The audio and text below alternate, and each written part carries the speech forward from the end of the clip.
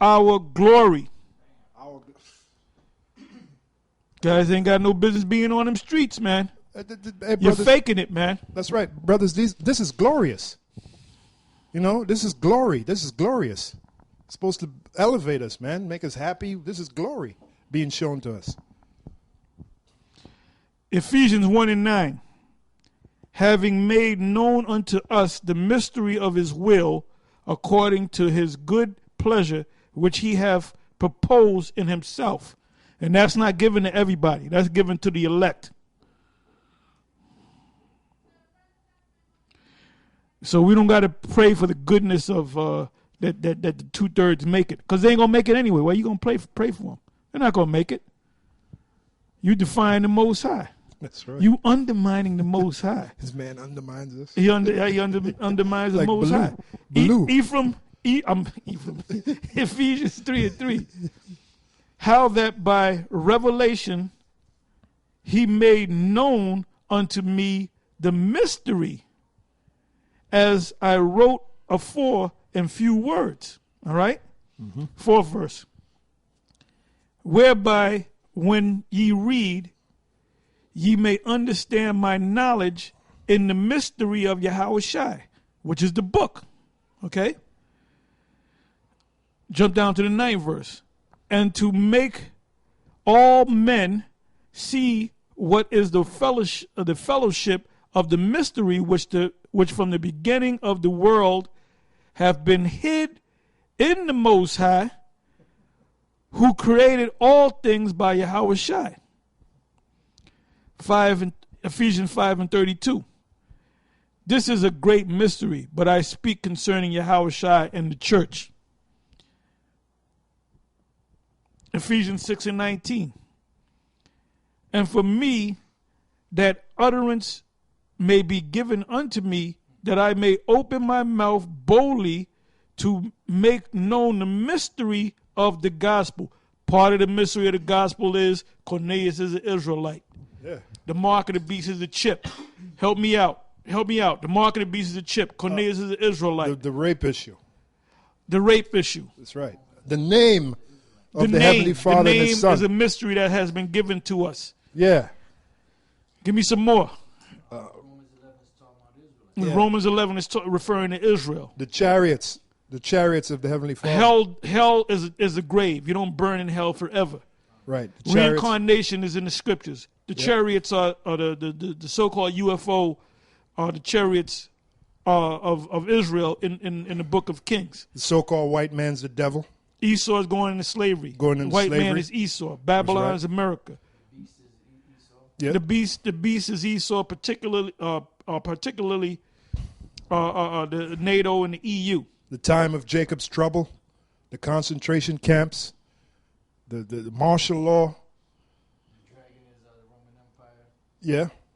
The Vatican. The woman in Revelation 17 is America. That's right. The money system, not to trust in the money system because it's erroneous. So those are part of the mysteries, man. So now let's get back into the subject. Let's go back to the. Okay, you got one more scripture. Come back to the subject. All right, this is the book of Habakkuk, chapter 1, verse 5. Behold ye among the heathen, and regard and wonder. The heathen is talking about the Israelites that are out there among, because it says among the heathen. Among the heathen. You know? Right. Behold ye among the heathen, and regard and wonder marvelously. For I will work a work in your days which you will not believe, though it be told you. You know, so even among Israel, you know, the knew they were Israelites, they weren't going to believe it, and among the Israelite foreigners, they weren't going to believe it. What was the work? Well, let's begin with Peter. When Peter came to Cornelius, that was the beginning of the work. Come. All right, and then later Paul, right? Paul was raised up to go among the heathen. Now, when you fast forward to today at the house of David, about 15 years ago, 1996, 1997, we opened our mouth boldly and preached Cornelius, being Cornelius being a man of the Heavenly Father, being an Israelite. And we opened our mouth boldly, and we were kicked out for it. Right? That was the reward, right? And we were bold about it, man. You know, just like the Apostle Paul opened up his mouth and he was bold. That's right. That's right. All right, so going back to our... He said that to back up what he said. Matthew 10.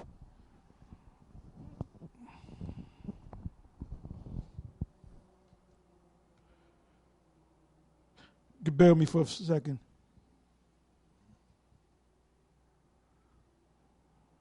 Right, Matthew 10:17. Let me start at the 16. Behold, I send you forth as sheep in the midst of wolves. Those wolves are Israelites. Be ye therefore wise as serpents and harmless as doves. But beware of men, other Israelites, for they will deliver you up to the councils, and they will scourge you in their synagogues. And ye shall be brought before governors and kings for my name's sake, for a testimony against them and the Gentiles. But when they deliver you up, take no thought how or what ye shall speak, for it shall be given you in the same hour what ye shall speak. For it is not ye that speak, but the Spirit of our Father which speaketh in you.